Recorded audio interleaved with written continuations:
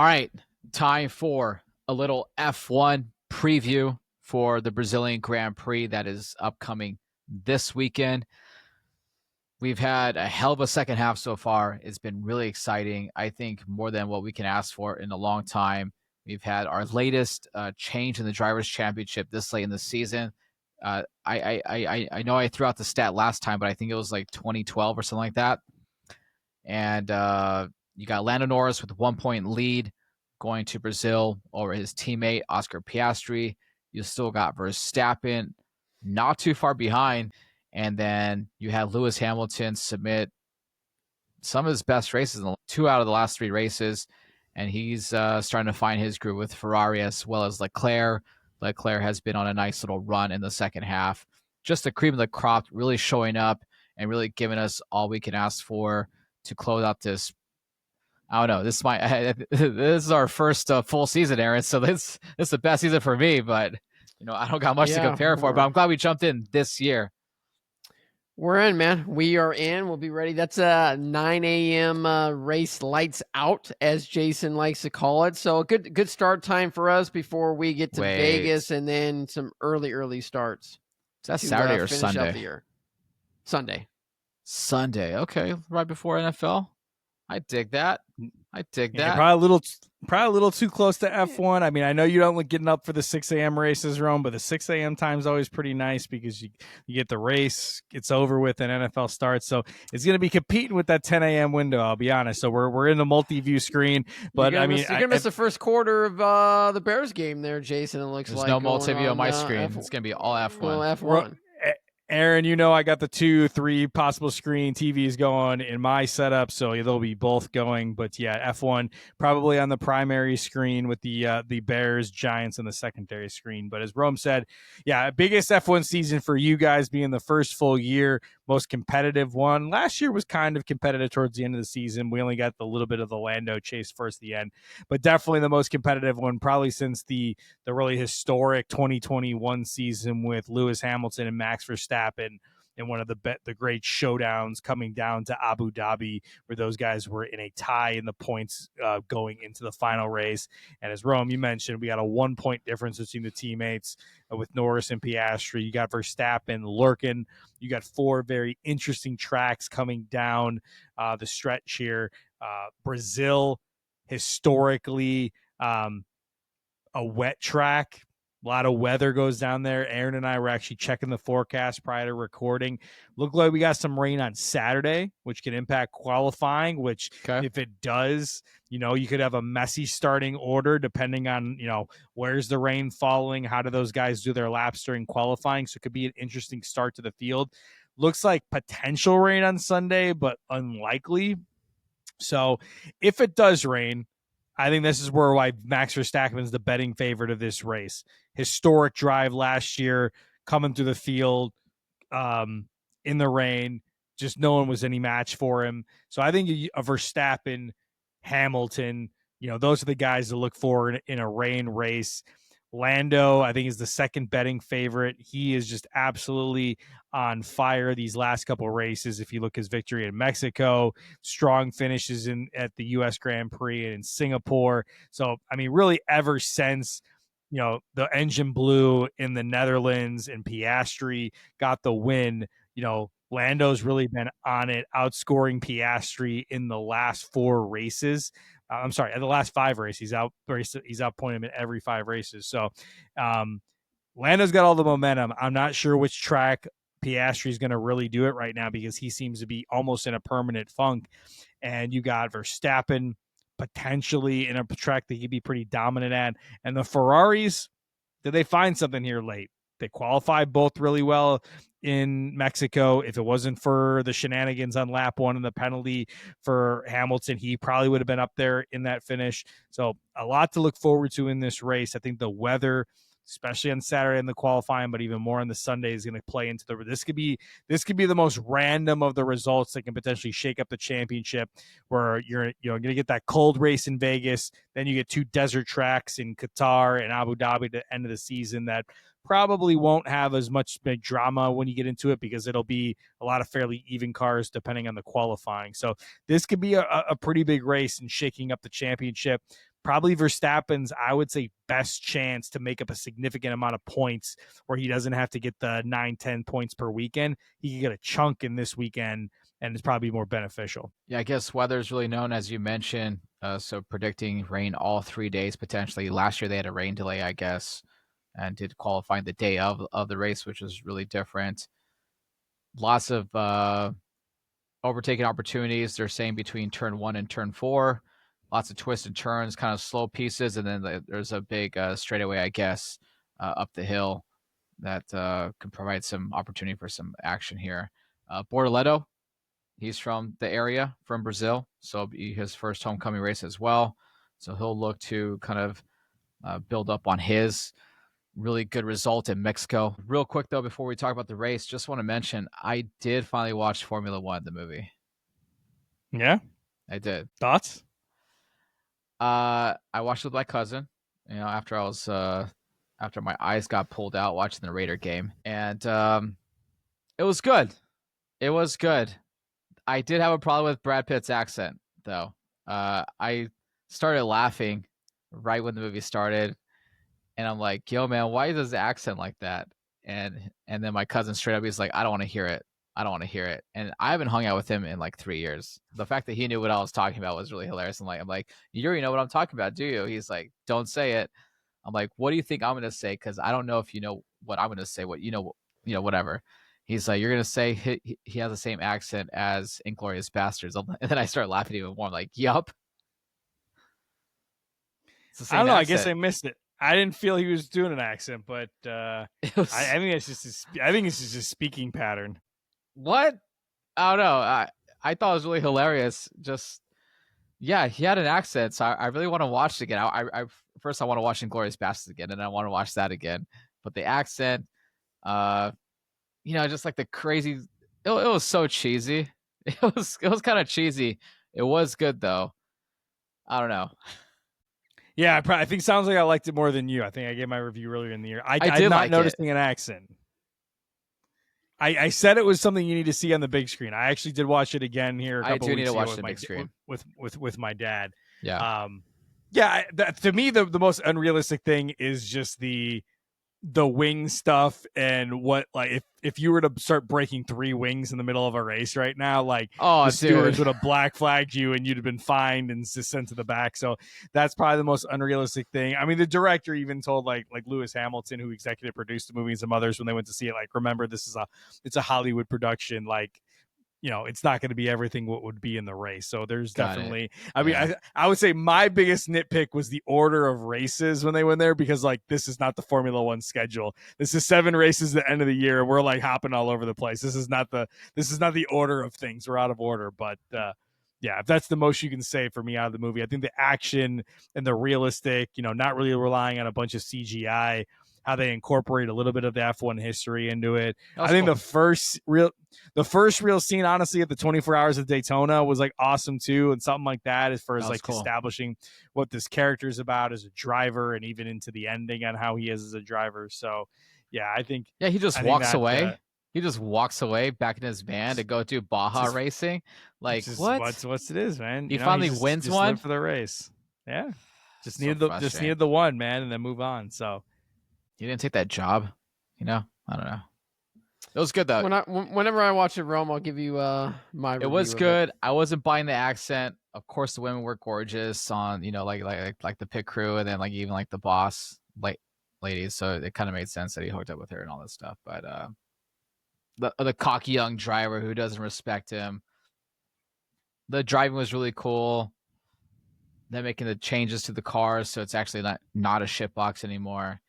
But it was definitely on the cheesier side. Toto Wolff making an appearance, them incorporating like some of the bosses in F1, where like these guys have never acted in their fucking life before. You could just read it. It was even worse than like Space Jam when they got all the basketball players and they lost their talents and they're trying to touch the ball, and you could just tell these guys have never been in the camera before. It was just as bad, but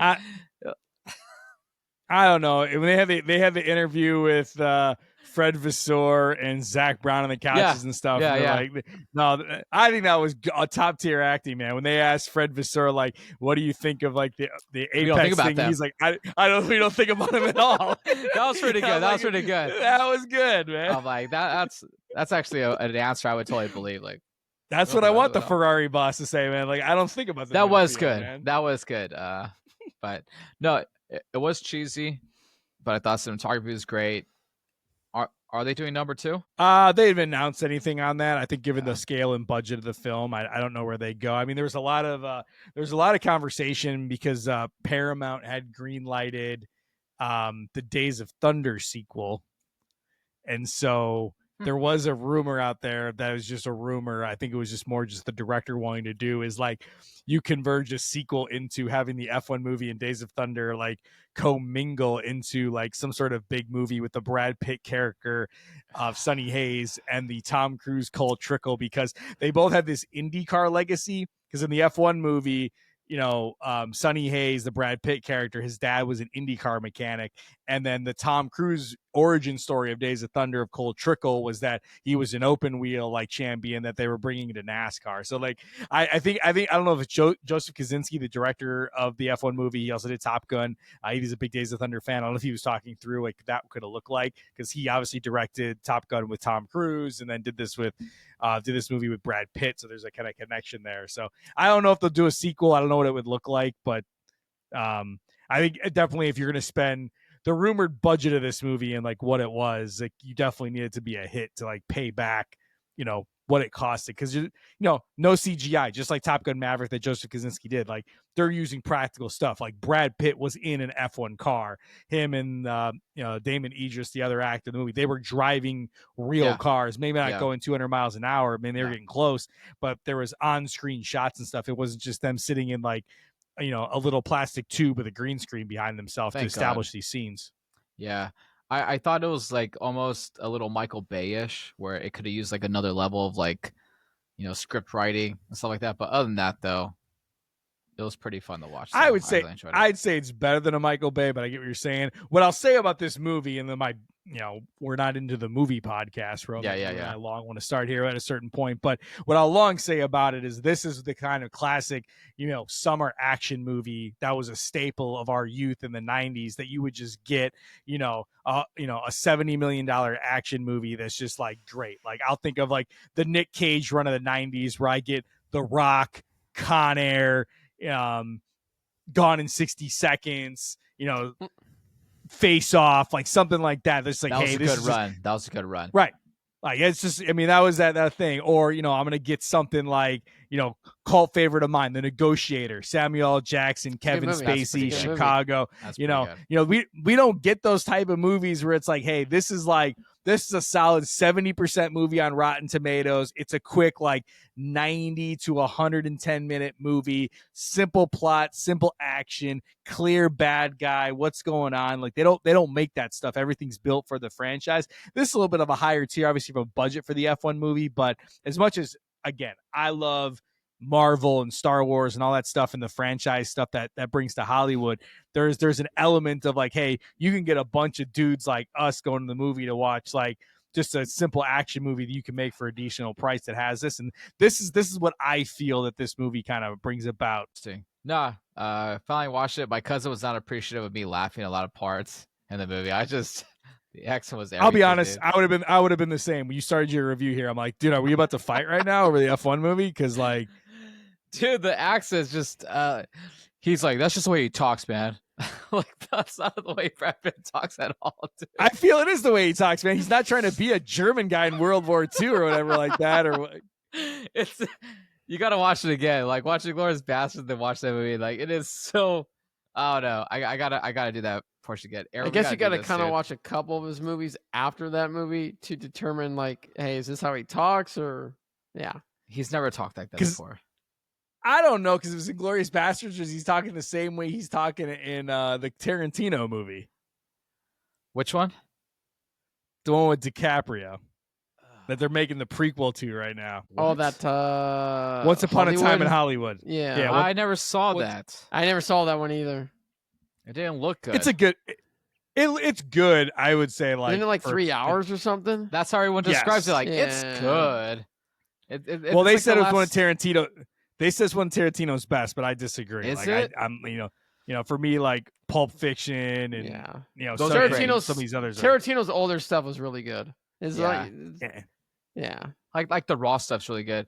It's like watching what was that 3-hour Scorsese movie that he brought De Niro back and The Irishman, terrible I- movie. That's movie I Terrible I heard. was movie. 20 minutes in. I'm like, I'm not watching more wax makeup stuff. I'm done. This is bad. Yeah. I'm not watching 80-year-old guys dressed like 20-year-olds. This is terrible. I remember arguing with my family about that because they like, they're just old school. They love Scorsese and De Niro, and so I was like, this but movie needed to be about. It needed to be about an hour shorter at the max. Like this was like, hey, it might have started a good story. Scorsese, now that he's just got all this power, man, he just doesn't hire an editor. Because this last movie he made too was like 3 hour plus long too that I was checked out in. I'm sure it was great, but DiCaprio? Yeah, it was Scorsese, DiCaprio. It was De Niro was in it too. Forgot what that movie was, but They're all if he needs an strapped in, like, editor, the he's little got word one right now. there. Rome's ready to edit. He's available. yeah. I'm ready to edit now. Yeah, editing takes forever. All right. That was a big side quest. I just want to mention I did watch F1. I enjoyed it, but I thought it was comical. And I'll watch it again, maybe like on a better setting, like in a movie theater setting. But the accent just like cracked me up, dude. That cracked me up. And then his spine stuff, dude. You shouldn't even be driving and then he crashes. I thought he was gonna die on the track. The funny stuff, you go into that Rome, because if you were following, well, you weren't, but I definitely was. When they were filming this movie, there was a Twitter account that was like, I guess it was a parody account that was the Apex F1 team Twitter account. Oh. And when they were filming these things at the races, there was like, fan videos of like things that go on. And so, spoiler alert, if you haven't watched the movie yet, he crashes in Las Vegas because he's just driving angry. Yeah. And so in the movie itself, like he's driving angry, they're in the thing. He ends up crashing into the wall, going into the final stretch across the start-finish line, and then he wakes up in the hospital. Sorry, Aaron, for you seeing this, but there was video going around though of him fainting on the strip and everything like too. And so like none of that wound up even in the movie where he was just like stumbling around and then like fainted and stuff. So there was a lot of different stuff I think in the cutting room floor.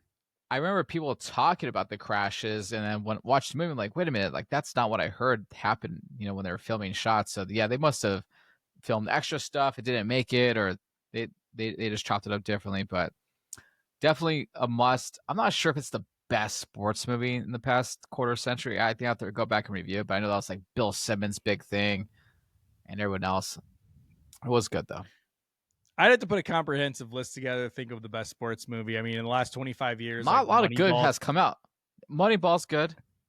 Moneyball's the one like I hold together. I know people can throw poke holes in it. Is like they over-index on the players that are in there, and they never talk about Zito, Mulder, and Hudson one time in that movie, and why they were competitive and won the 20+ consecutive games or whatever it was in that movie. Huh. But there's some solid sort movies. We could say that for another time, Rome. Yeah. We will. Yeah.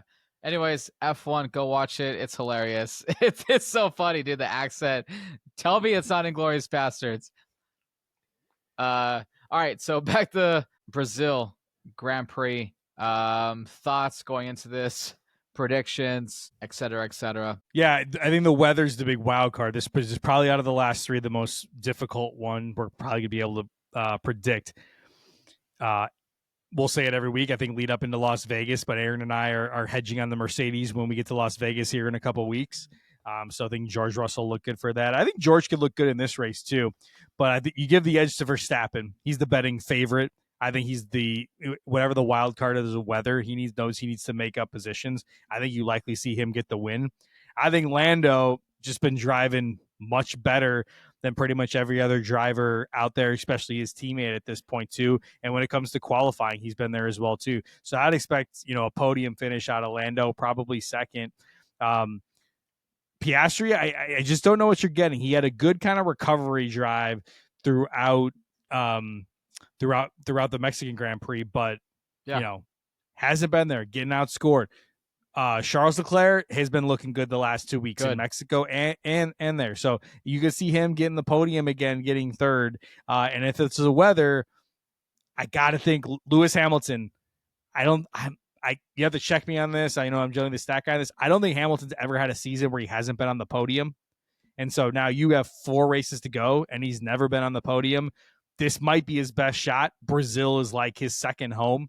Loves Brazil. I think he's an honorary citizen of there. If it does rain, I think he's one of the favorites to be up there. So if he qualifies well, gets into it, I could see him sneaking on the podium too. I keep on hearing about his epic overtake in 2008. I wrote it down somewhere. It was over Toyota's Timo Glock. It was in 2008, and that's what got him to become the champion. Was that his first time in 2008? Yep, that was his first time. That was his one and only title with McLaren. His second year in F1.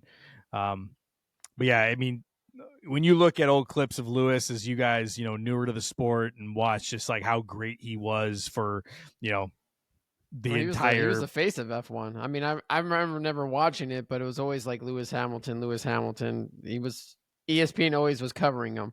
I never really followed him. I just because I dress sometimes a little weird, and everyone's like, "What are you trying to dress like Lewis Hamilton?" I don't know who the fuck that is. But now I get it. I think Lewis, a little bit like Tiger Woods when you look at golf, 25 plus years ago, whatever. He's beyond the sport. He has brought a lot of people to this sport prior to Drive to Survive. I think that was obviously the surge in popularity.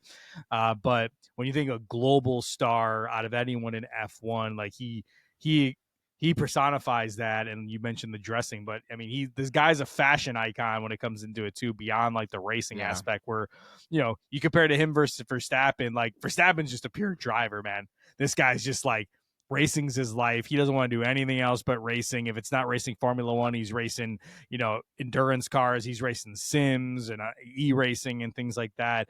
Where Hamilton's one of the greatest. Is Verstappen the Sonny Hayes version of the F1 the movie?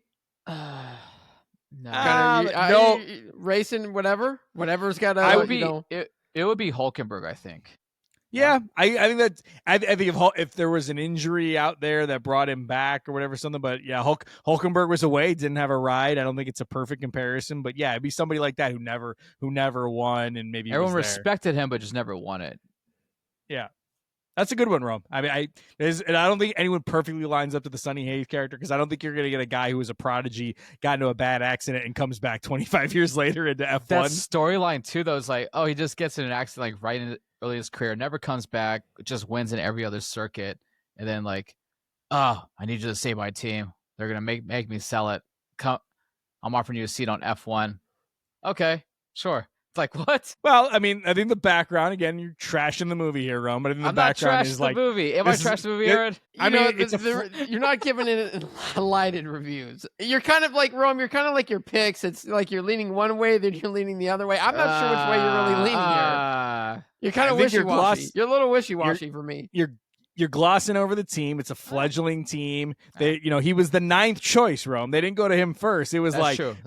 Nobody wants to drive for this team. They're basically, I mean, give or take, they're kind of like Haas to a degree, where they don't got a lot of money. We got to take a guy and a chance. There was a time that the Haas drivers, they basically signed the son of a Russian oligarch. To drive one of their cars for a while. But Haas, the team that brought Hulkenberg back and got him back after he didn't have a ride.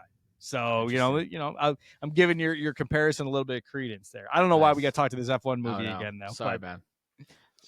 But yeah, I think this, he wanted, that was his big segment when he talked earlier. I'm going to bring up F1 the movie. I'm looking forward to this race, though. I think this is the biggest wild card of the remaining 4. You got it's a sprint weekend, so you're going to get additional, the Saturday component into it, more points up for grab. How many points? Is where you get, it's an 8 through 1 point allocation in the sprint. Okay.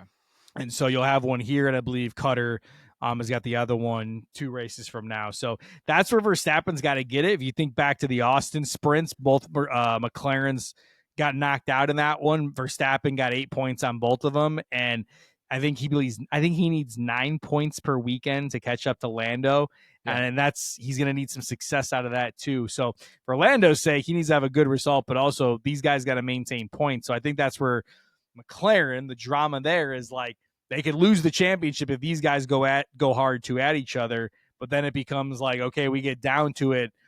What's the strategy so you're not favoring one driver over the other? Because I think it'll be a pretty clear picture, where Verstappen stands in, the drivers' championship, probably after Vegas would be my guess. And then, if McLaren does their job right, it should come down to Abu Dhabi and a showdown between the two drivers. And then, hey, you guys do what you figure out what's going to go there.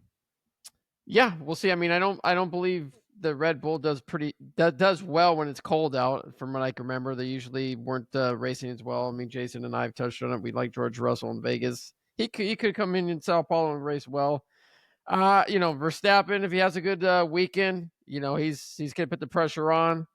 I think the key is, for Oscar, can he have a good race? Can he get back on the podium? I think it's important for him to get on the podium, to keep pressure on Lando, and to keep his championship hopes alive. Because I think a 5th or 6th place finish and Lando finishing 1st or 2nd, we could see Piastri fall away to 3rd place and Verstappen be going 2nd or 1st when this thing's all said and done. Okay. You guys want to do some predictions for top 10 or at least podium? I got some odds for you, Rome, if you're interested, for podium, top 3. Let's hear it. So top 3, let me see. Let me go back and find here. It's fastest lap. So you got Claire's got plus 120, George Russell's plus 130, Lando's a big minus 450, Verstappen's a big minus 500, and then Oscar Piastri's minus 143. So there's your top 3 odds to finish on podium. And you got Lewis Hamilton's at plus 220. So, Jaeson says he likes him here this week. So, and this is before qualifying. Obviously, after qualifying, these odds will change once you know what position they are in too. So these are all, you're going to get better odds right now on, Piastri and those guys at minus 140 plus 200 before qualifying, especially if they get, P1, P2, or P3. I know my bias is clear if you're talking podium, Rome. I think Verstappen wins this race. I think Lando's 2nd, and I think this is Lewis's time, to get the podium. It's bias, but I think this is the track that he can do it. And I think this is where he probably outpaces Leclerc. And for Lando and Max, I think this is where they put Oscar a little bit more into the distance this weekend. What I'm hoping for is a little change up. I hope Bortoletto does well. Maybe gets podium, shakes things up. Hamilton gets podium. Lando gets podium. And then everyone else can finish out the top 5 however they want to do it. But I like to see some unforeseen drivers take podium in this one. Yeah, I think 1 and 2, Verstappen, Lando makes sense. Oscar, I'm worried about him. He hasn't raced well. Maybe he surprises us and get 1st or 2nd. I'm keeping an eye on George Russell. I think he's going to have a good race. I think he's a sneaky one to get on the podium this weekend.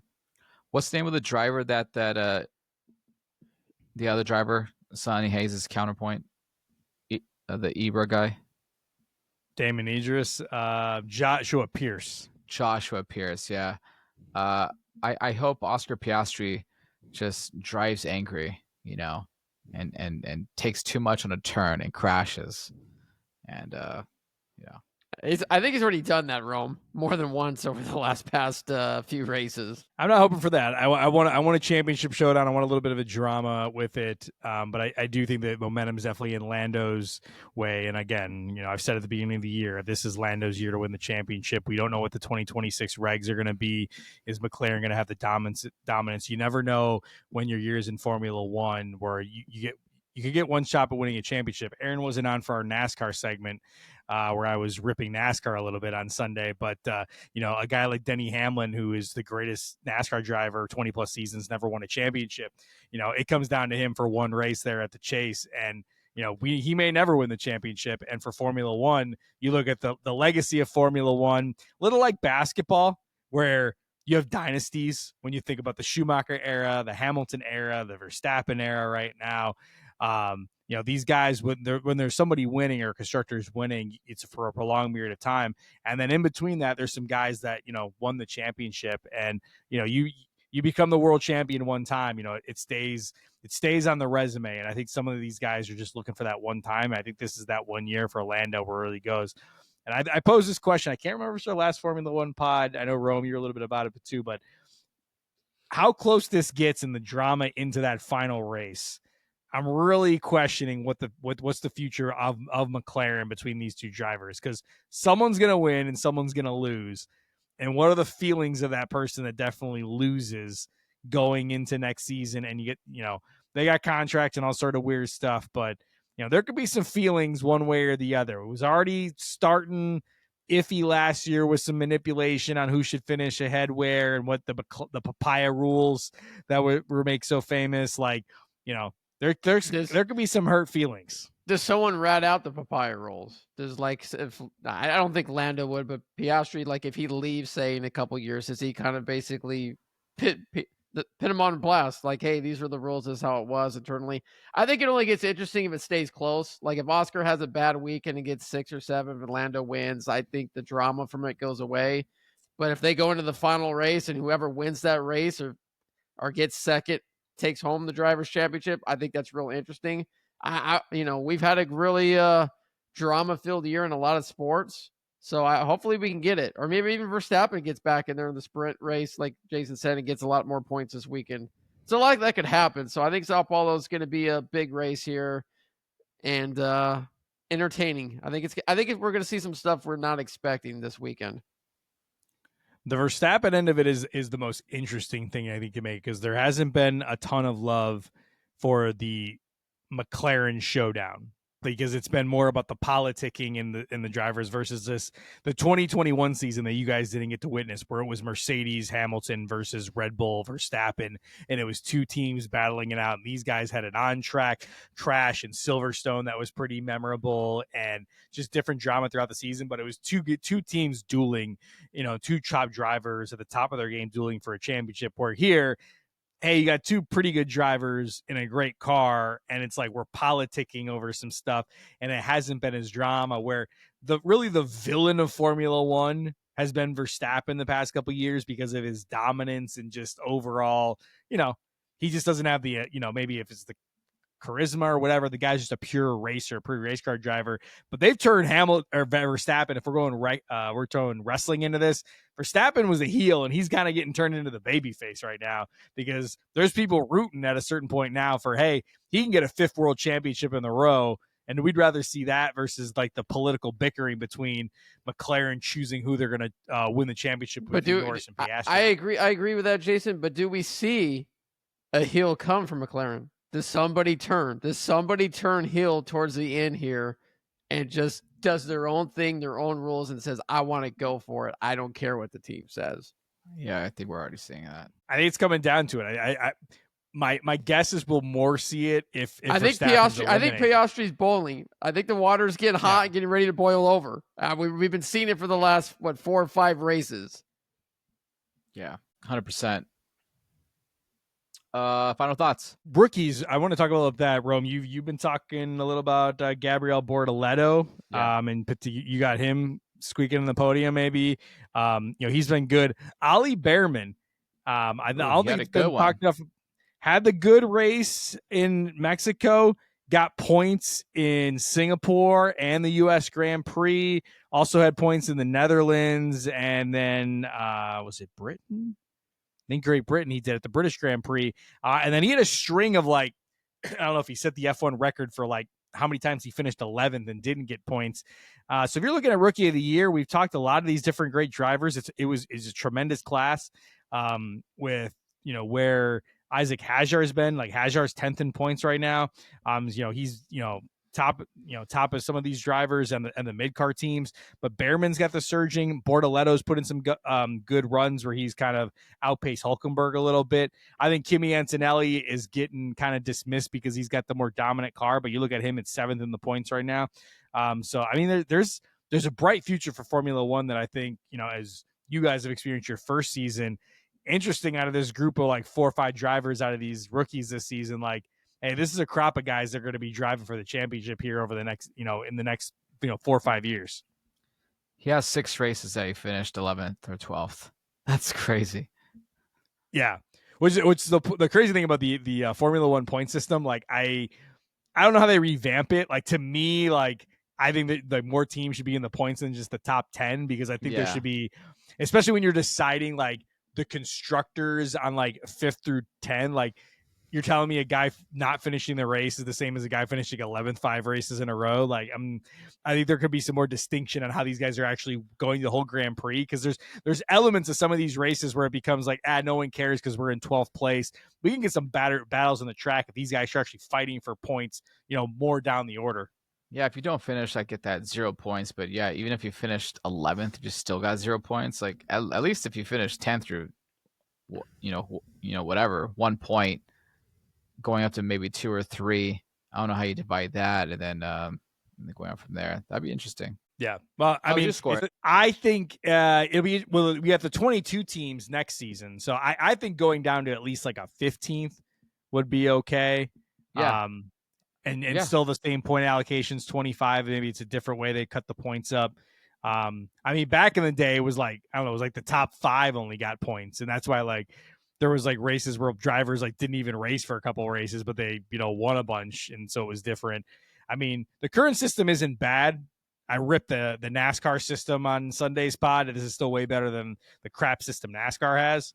But yeah, I think there's an argument to be made of points going all the way down to 15th place to understand, mid-car battles. When you're talking about the importance of finishing, 5th through 9th in the constructors and where things are at, it puts too much on to like, last year Alpine was a perfect example. Brazil race happened. They did a favorable strategy in the rain. They get Ocon and Gasly 2nd and 3rd on the podium, and those guys goes from last place up to like 6 in the constructors just on one race, and it doesn't even factor to all the terrible finishes those guys had for like 20 other races out of the year. Would there be a point system for if you don't finish or get DQ'd or whatever, negative point system coming? Like -3, -5, if you're going to reward 15 spots? I don't think so, only just because like in Formula 1, because basically like they throw in the towel like if they go off the track and anything happens and they got to get towed, and there's basically like race over. Unlike NASCAR, where like these guys on the season finale of NASCAR, the final race, man, these guys blowing out tires, smash into the wall, change the tire, and get back in the race. Like Formula 1, you blow out a tire and you can't get around. I mean, the race is kind of over for you. So I don't know if you go negative. Yeah. All right. Cool. Well, I'm excited for the race this weekend. We'll try to get Andrew on the recap, maybe. We'll see. Depends how fun he has this weekend, I guess. And maybe a month ago he's working on his Spanish. Maybe he's working on his Portuguese this week in Rome. We'll find out. Maybe. Real quick, Lakers won 118-116. Yeah. Tight. Blazers beat the Thunder, so there's no longer an undefeated team in the NBA. We'll talk basketball soon enough. Lots of good stuff. Lots of crazy storylines. Are Chicago real or not? We don't know. But this was F1. Any final comments?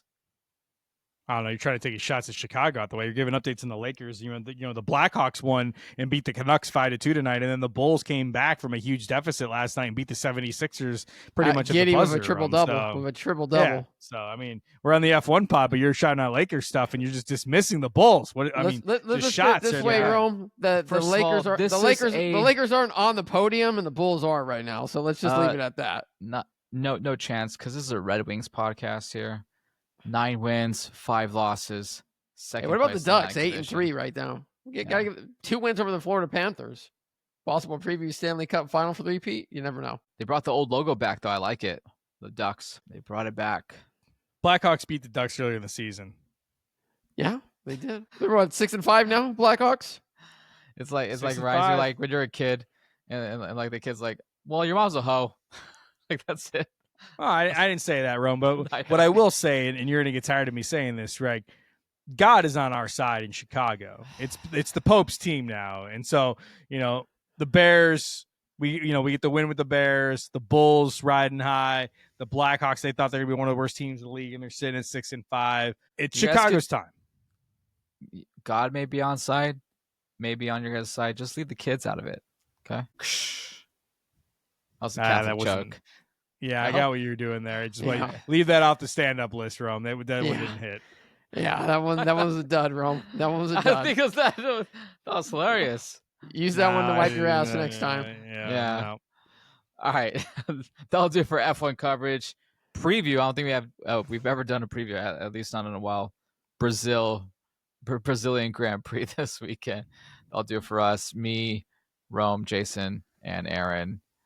We are out.